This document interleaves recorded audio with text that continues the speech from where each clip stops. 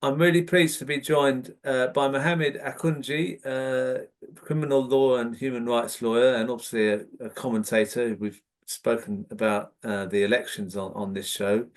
How are you doing? How are you doing, Mohammed? I'm very well, and thank you for having me on as well again.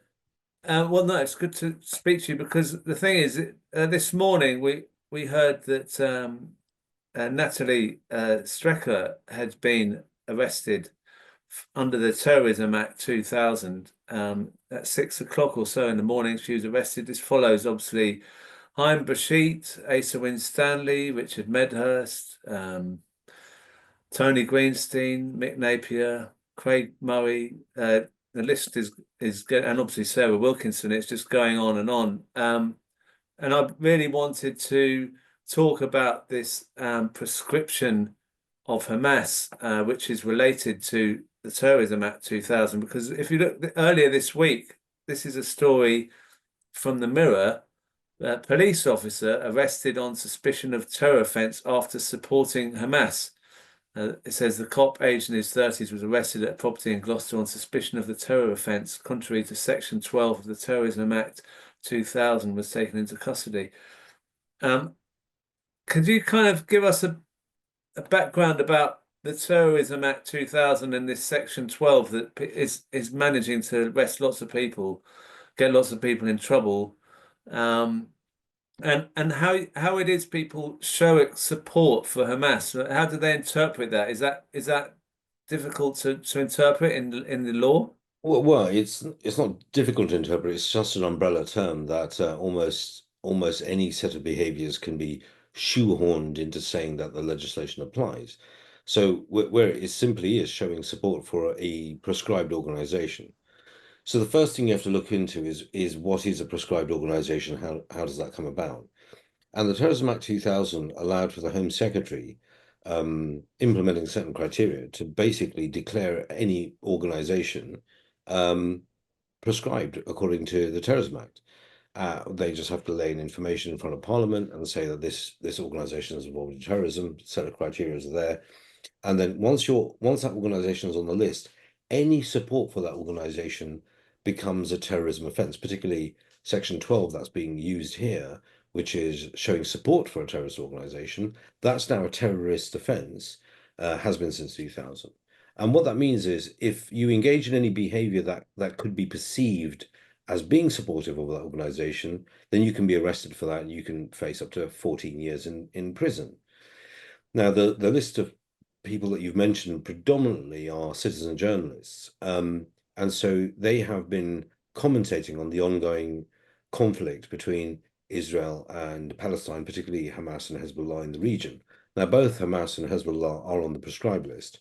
The military of Hamas was prescribed in 2001, I believe, but much more recently, in 2021, Priti Patel prescribed the whole organization. And a good comparator to that is sort of Sinn Féin and the IRA.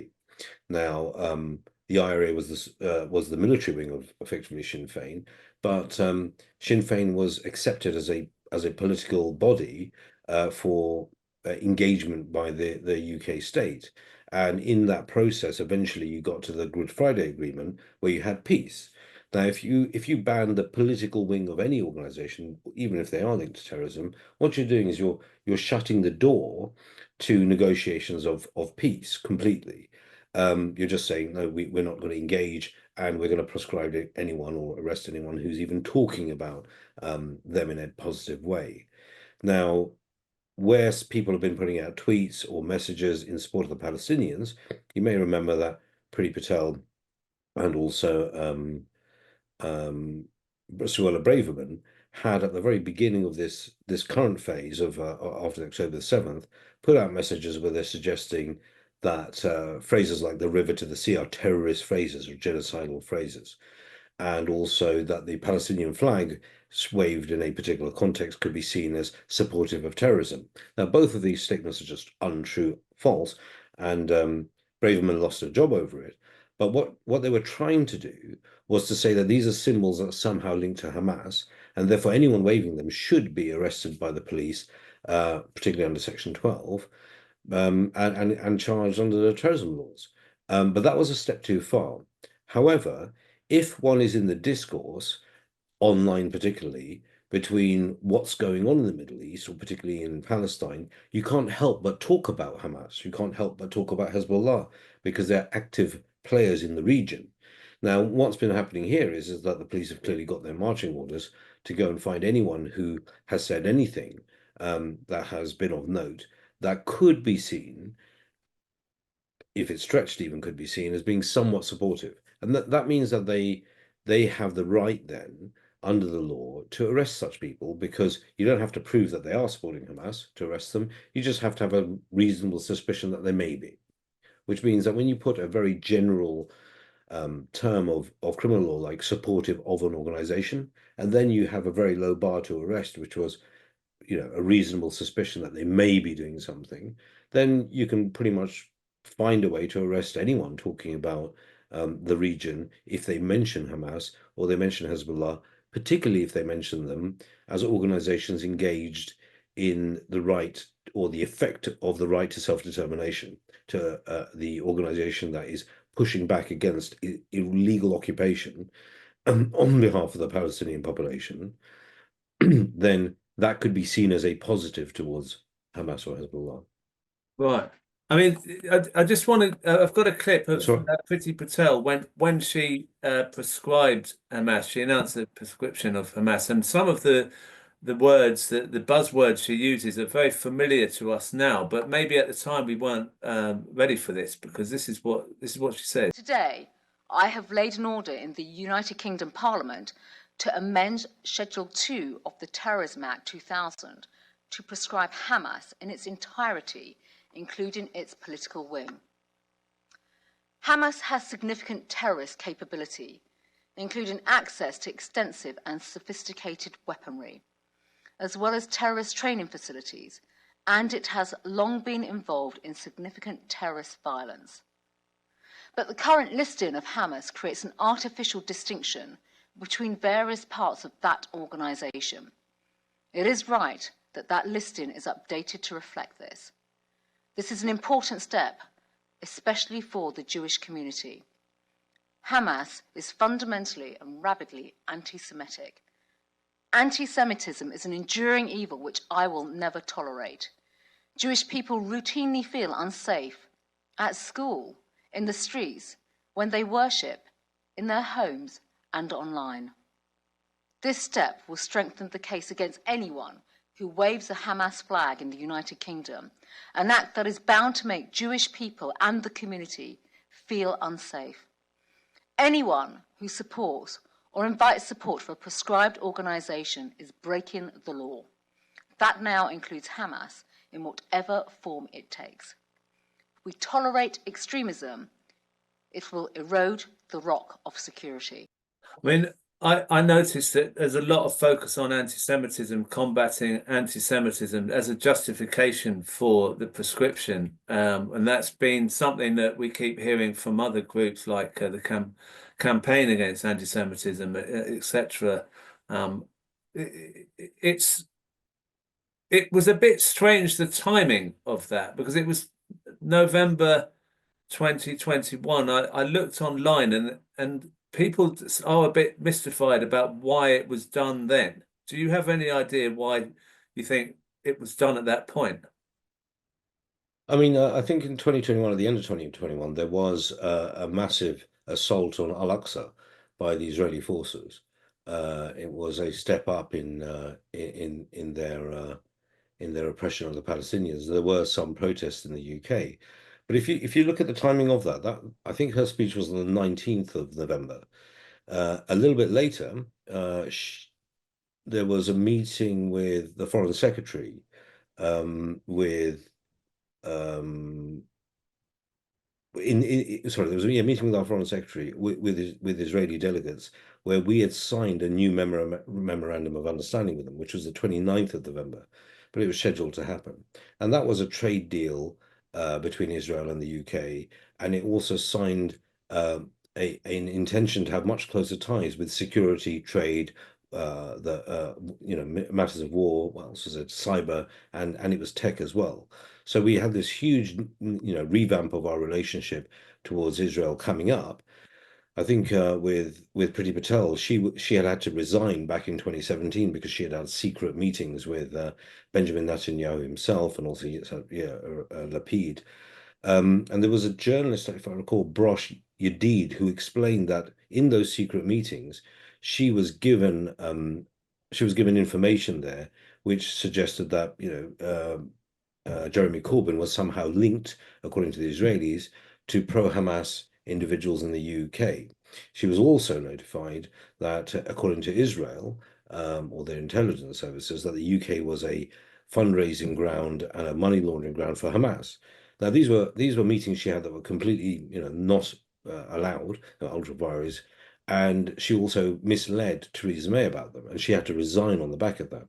But when we fast forward, that was in 2017 up to 2021, she's then giving effect to those policies in the same month, within 2 weeks of having a meeting with the Israelis, a UK government to government meeting with a new memorandum of understanding. So effectively, if one connects the dots, the Israelis effectively said, well, this is what we want, a prescription of Hamas, in order to sweeten the deal that was on the table just a couple of weeks later. And I mean, obviously now we've got a situation where Israel's committing a genocide in Gaza, Yeah. and we, as people who want to call out what's happening, are being arrested for calling it out because of maybe a deal that was done between Priti Patel and Israel. I mean, it's just it's something you just don't really want to think about. It's just beyond. It's dark. It's very dark, isn't it? It's the exact opposite of what governance and civilization should be. But I'll agree with Priti Patel and use her words against her in that there shouldn't be an artificial difference between terrorism and politics, basically, or the two wings of that. And Israel is engaging in genocide, and we shouldn't have an artificial distinction between their genocide and protecting the political forces that are giving cover to that, because there isn't. There is the criminal law here, and there's the criminal law in many other countries, whereby anyone who's giving aid or succor or material support to a genocide is committing a criminal act, should be arrested, should be put in front on trial, and if found guilty, should spend many, many years in prison. And I would include most of our political class are involved in that process and are criminals according to our current law. I mean, the other thing on this is Priti Patel is now being appointed as shadow foreign secretary by Kemi Badenoch. Of all the people to appoint shadow foreign secretary, I mean, there couldn't be anyone worse for us than her. Well, I mean, she was fired under Theresa May for breaking rank and conducting her own personal activities, which were for the benefit of a foreign power, and she was caught doing so.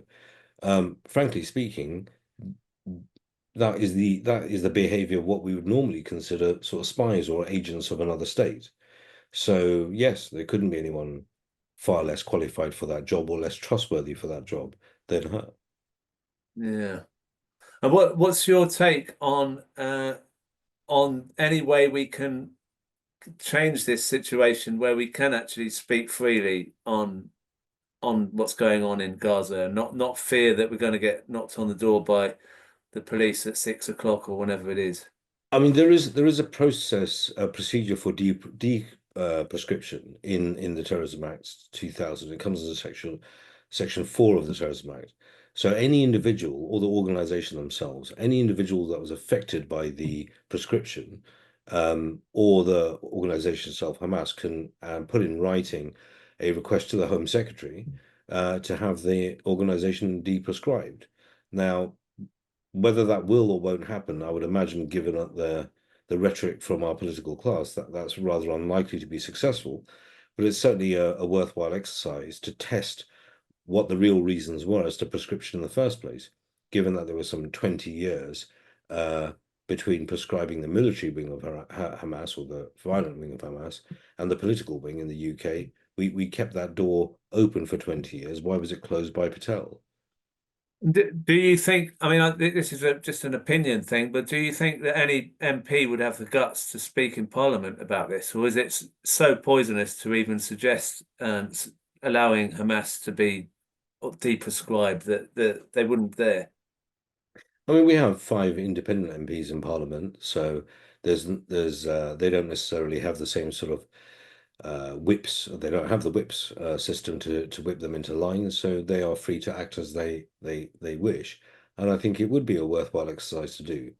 Effectively, we've sleepwalked ourselves into this situation where we've criminalized free speech, and also criminalized anyone calling for a proper discussion about the true realities on the ground in the Middle East, practically criminalize that on the fear of being arrested for terrorism, and anyone calling for peace as well, given that the only organizations in the area have been proscribed, calling for peace through those organizations, even though they're the only ones, may well, is being viewed as also a criminal offense.